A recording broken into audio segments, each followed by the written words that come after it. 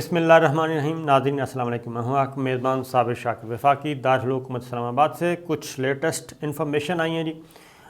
بہت غور سے سنیے گا کیونکہ اس وقت انڈیا میں ایمرجنسی نافذ ہے اور الرٹ ہے اور صف ماتم بچھا ہوا ہے، کافی زیادہ لیدے ہو رہی ہے اندر خانے۔ اگر آپ نے چینل کو سبسکرائب نہیں کیا تو سب سے پہلے چینل سبسکرائب کر لیں،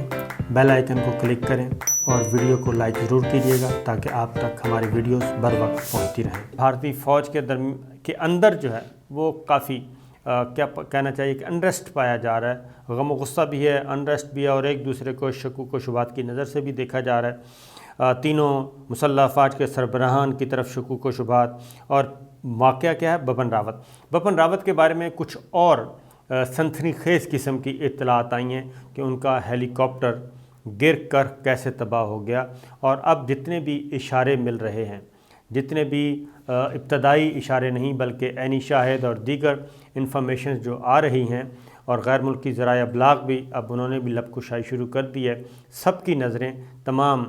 دنیا بھر کی نظریں جو ہیں اب اس فضائی حادثے پر ہے، جو کہ 100% کہا جا رہا ہے کہ یہ حادثہ نہیں بلکہ یہ کسی کی کارروائی ہے۔ یہ اندرونی خلفشار کا نتیجہ ہوا یا بیرونی طور پہ کسی نے کام کیا، اور بیرونی طور پہ بھی کسی نے کیا ہے تو اندر سے کون استعمال ہوا، اور انڈین آرمی میں کون سے ایسے عناصر ہیں جو کہ غیر ملکی طاقتوں کے، غیر ملکی ہاتھوں میں کھلونا بنے، کتنے میں بکے، یہ ساری چیزیں ہو رہی ہیں۔ اس کی وجہ یہ ہے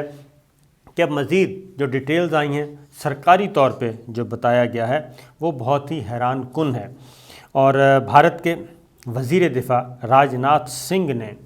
یہ پارلیمنٹ کو جو تفصیلات سے آگاہ کیا، اور وہ تفصیلات بھی کافی دیر بعد جاری کی گئیں، اور تقریباً 48 گھنٹے کے بعد وزیر دفاع نے یہ سٹیٹمنٹ دی ہے۔ اور یہ میں بتا دوں کہ اس سٹیٹمنٹ سے پہلے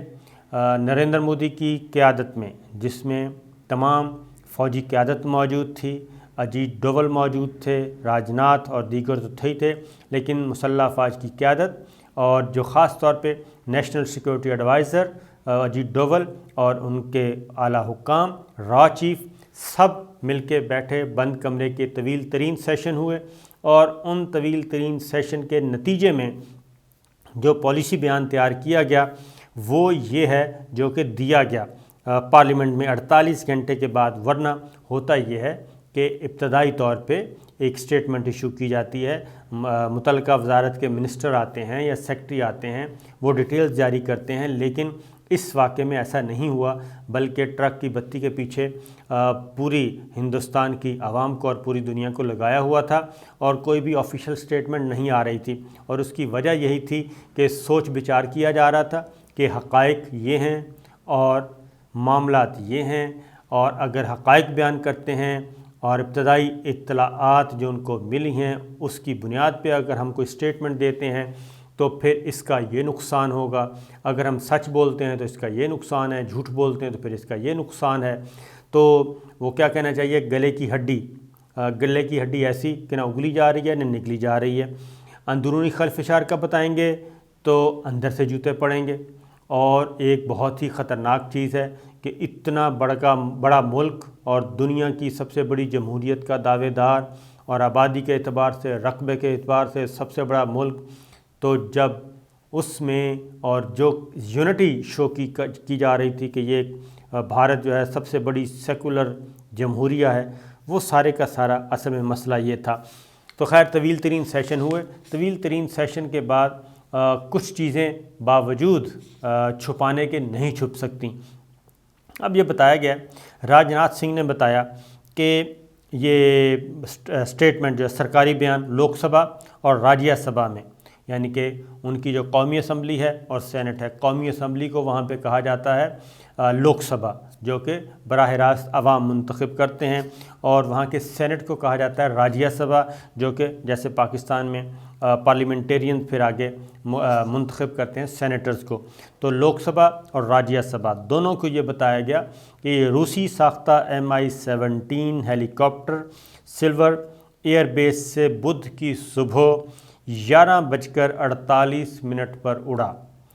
ایئر بیس سے بدھ کی صبح 11:48 پر اڑا اور ہیلی کاپٹر کو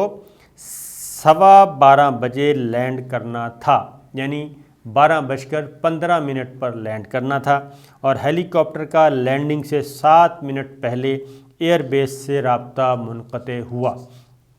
اب یہ غور طلب بات ہے کہ یہ پرواز ٹوٹل کتنے منٹ کی تھی؟ یہ ٹوٹل منٹ تھی جی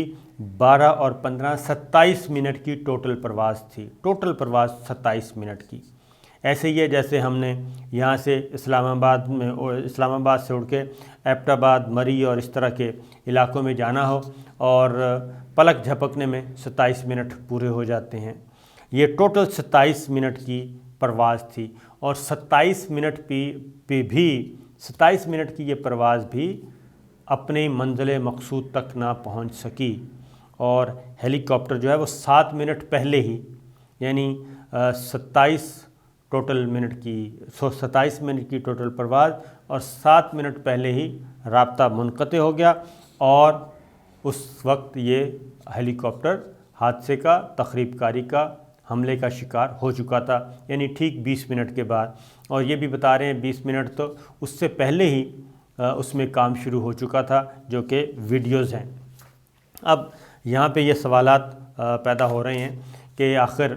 کیا ماجرا ہے کہ اتنا امپورٹنٹ، یعنی کہ ہندوستان کا پہلا چیف آف ڈیفنس سٹاف، تینوں مسلح افواج کا سربراہ کہنا چاہیے،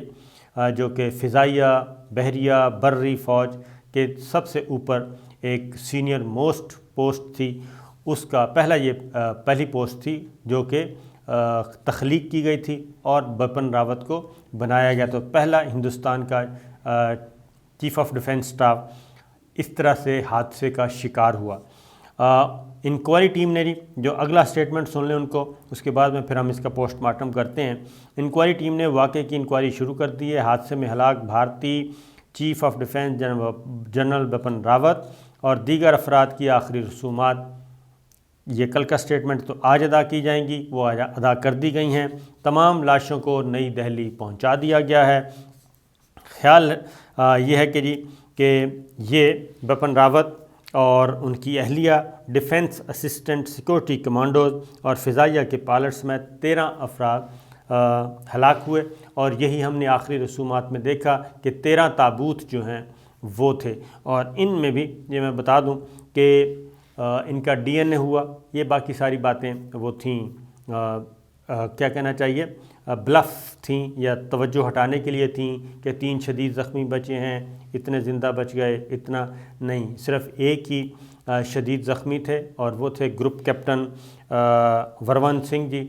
وہ زیر علاج ہیں اور ان کی کوشش کی جا رہی ہے، وہ لائف سپورٹ پر ہیں، جسے بچانے کی ہر ممکن کوشش کی جا رہی ہے، یعنی وہ وینٹیلیٹر پہ ہیں، یوں سمجھ لیں آپ ملٹری ہسپتال میں زیر علاج ہیں۔ یہ افراد چلے گئے اور یہ لاشیں جو ہیں وہ ابتدا میں سارے مر چکے تھے جی، حادثے کا شکار ہو چکے تھے۔ تو اب یہ بتایا گیا، اب وہاں پہ جو ہیں وہ بحث شروع ہو گئی ہے۔ امریکہ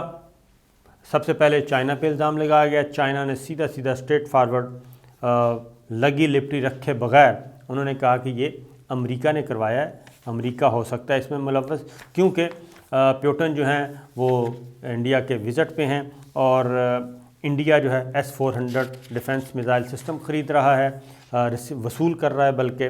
اور اس پہ پریشر تھا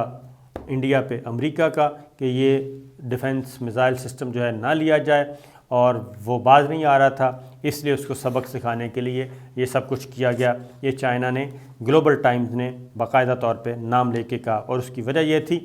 کہ انڈیا جو ہے وہ ابھی بھی مسلسل اس کو چائنا کی طرف لے کے جانے کی کوشش کر رہا ہے۔ ابھی تک آفیشیلی کچھ نہیں کہا، اس کی وجہ میں آپ کو بتا چکا ہوں کہ آفیشیلی کہیں گے تو پھر ایک باقاعدہ طور پہ کھلی جنگ شروع ہو جائے گی، اور آفیشیلی ابھی کچھ نہیں کہہ رہے، ابھی انویسٹیگیشن کر رہے ہیں۔ اس کی ریزن یہ ہے کہ اتنی دور یہ تو ہو نہیں سکتا کہ چائنا کا کوئی میزائل داغا گیا ہو، اور پھر اگر چائنا نے میزائل داغا بالفرض تو پھر وہ اتنا فاصلہ طے کر کے آیا اور ہیلی کاپٹر کو ہٹ بھی ہو گیا، اور انڈیا کا جو سارے کا سارا دفاعی نظام ہے وہ کہاں تھا، فضائیہ کہاں تھی، انٹیلیجنس ادارے کہاں تھے، یہ ایک اور طرح کی ناکامی منہ پہ لگتی ہے اور جو ہے قلق۔ پھر اس کے بعد اگر یہ مان لیا جائے کہ یہ جی چائنا اس میں ملوث ہے یا کوئی بھی بیرونی ملک ملوث ہے، تو پھر اندر سے کون استعمال ہوا؟ تو اس کا مطلب ہے کہ انڈین آرمی کے اندر کلٹیویشن ہو چکی ہے، اور کلٹیویشن کر کے بیرونی عناصر کلٹیویٹ کر چکے ہیں، اور اندر سے کوئی بکا ہے، اندر سے کسی نے اپنی ملک سے غداری کی ہے، اپنی فوج سے غداری کی ہے، اور یہ سارا کام سبوٹاج ہوا ہے۔ بالکل جیسے C-130 کا میں بار بار مثال دیتا ہوں کہ پاکستان میں C-130 کا ہوا تھا، تو وہ بھی ایک طرح کی، اس میں بھی آفیشیلی ابھی تک نہیں بتایا گیا، لیکن اعجاز الحق جو ضیاء الحق صاحب کے صاحبزادے ہیں وہ یہ بتاتے ہیں کہ اس میں غیر ملکی طاقتیں ملوث تھیں، اور جو رشین افغان جنگ تھی اس کی ساری لاٹ، دماغ، اعلیٰ دماغ سارے کے سارے وہ راستے سے ہٹا دیے گئے تھے، کیونکہ افغان جنگ کا خاتمہ ہو گیا تھا۔ تو ادھر ہم دیکھتے ہیں، تو اب یہاں پہ جو انڈیا کے اندر ایک ڈیبیٹ چل رہی ہے، اور ڈیفنس اینالسٹ، ڈپلومیٹس بھی اور فوج سے انڈین آرمی کے لوگ بھی وہ واضح طور پہ یہ کہہ رہے ہیں کہ یہ بلا شبہ جو ہے ایک بہت بڑا نقصان ہے، اور انڈیا کے کیا کہنا چاہیے، وہ کہتے ہیں کہ دل پہ حملہ کیا گیا ہے، انڈیا کے دل پہ حملہ کیا گیا ہے، اور چیف آف ڈیفنس، انڈیا کے پہلے چیف آف ڈیفنس کا اس طرح 20 منٹ کے اندر خاتمہ ہو جانا، اور اس میں کوئی اس کی ریزن ہے کہ جب اس طرح کی VVIP اتھارٹیز موو کرتی ہیں تو پیچھے جناب ان کے انتظامات کیے جاتے ہیں، وہ پھر ایک ہیلی کاپٹر نہیں ہوتا، ساتھ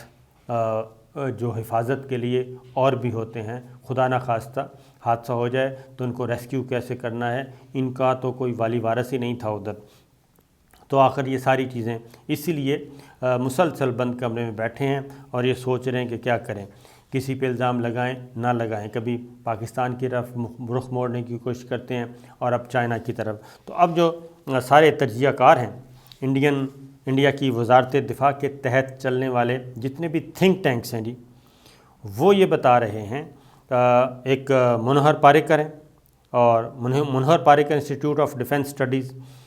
یہ اس کے اسکالر ہیں، کمال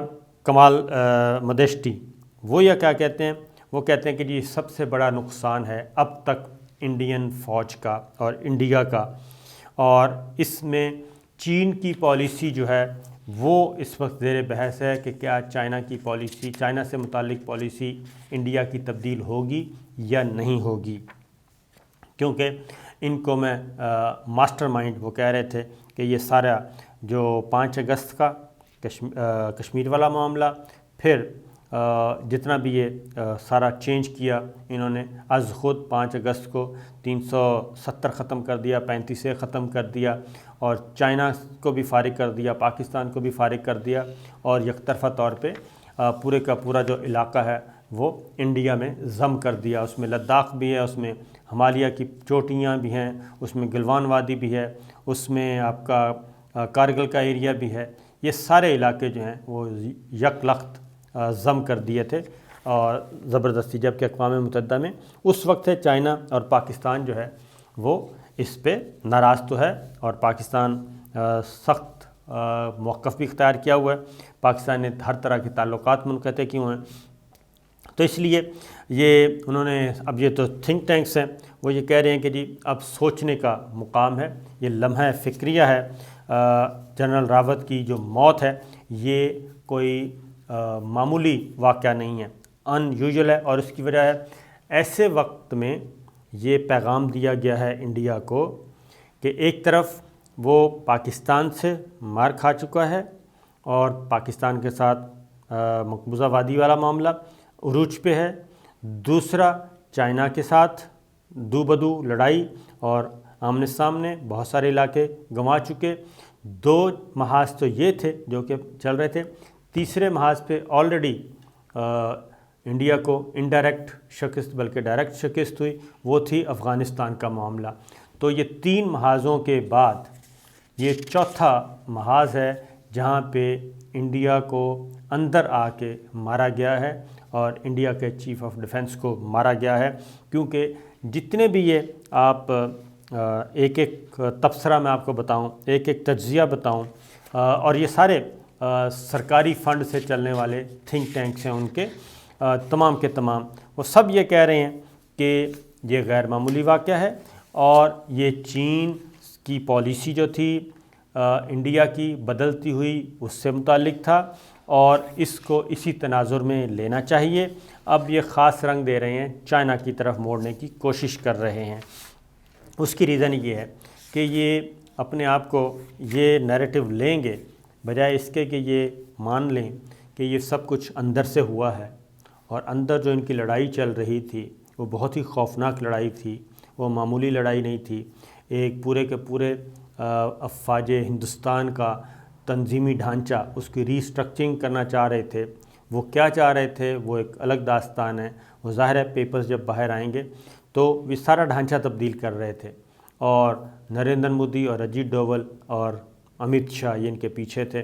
और उसमें जो बुनियादी चीज़ है मैं आपको बार बार बता रहा हूँ कि जहन में रखिए, इंदिरा गांधी उसने जून में ऑपरेशन किया था जो गोल्डन टेम्पल पे और अक्टूबर में आई थिंक उनको फारिग कर दिया था। उन्हीं के सिक्योरिटी गार्ड ने सिखों ने फारिग कर दिया था और फिर राजीव गांधी तमिलनाडु में ही धमाके से उड़ा दिए गए थे। ये 2-3 चीज़ें, और इंडिया के अंदर जो इस वक्त खलफिशार है वो बहुत उरूज पे है और ये कोई मामूली खलफिशार नहीं है कि ये नैरेटिव और ये नज़रिया कि हिंदुस्तान सिर्फ़ हिंदुओं का है, गैर हिंदुओं को हिंदुस्तान से भी निकालना है, वहाँ से उनकी नस्ल कुशी भी करनी है, उनको मुआशी कत्ल भी करना है, उनको अमलन कत्ल भी करना है और उसके बाद इसके साथ साथ फिर हिंदुस्तान के जो इदारे हैं वहाँ से गैर हिंदुओं को फारिग करना है और अफवाज हिंदुस्तान से ख़ास तौर पर इंडियन आर्मी से, इंडियन फ़िज़ाइया से, इंडियन बहरिया से, इंडियन बर्री फ़ौज से, वहाँ से भी, रॉ से भी। तो ये यहाँ से सारी चीज़ों को निकालना जो है ये बहुत बड़ा एक इतनी बड़ी तब्दीली है इंडिया की पॉलिसी में। तो ये अंदर बहुत सारे एलिमेंट्स हैं तो जो कि ले डूबे हैं नरेंद्र मोदी की पॉलिसियों की वजह से, हिंदुस्तान को ले डूब रहे हैं। ये बात ध्यान में रखिए कि वहाँ पे जो मिनॉरिटीज़ हैं वो करोड़ों में हैं, यानी कि कम से कम भी अगर तमाम मिनॉरिटीज़ को मिलाएं तो वो 40-45 करोड़ बनती हैं या शायद इससे भी 50 करोड़ तक उनकी जाती है कि 50 करोड़ तक। फिर 7-8 रियासतों में अलहदगी की तहरीकें चल रही हैं। सिख जो हैं वो अपना रेफरेंडम करवा रहे हैं और उनको दुनिया तस्लीम कर रही है, यूरोप तब तस्लीम कर रहा है, मगरब तस्लीम कर रहा है, अमेरिका में रेफरेंडम हो रहा है। तो ये सारी जो चीज़ें हो रही हैं इसके तनाजुर में ही हैं, लेकिन क्योंकि उनको सूट करता है कि ये सारे का सारा मलबा चाइना और पाकिस्तान पर डाल दिया जाए और मसला हल हो जाए और यही दिखा कि अमेरिका से कुछ ले लिया जाए, किसी और से ले लिया जाए। तो ये हैं सारी चीज़ें जी। तो इजाज़त दीजिए, अल्लाह हाफ़िज़।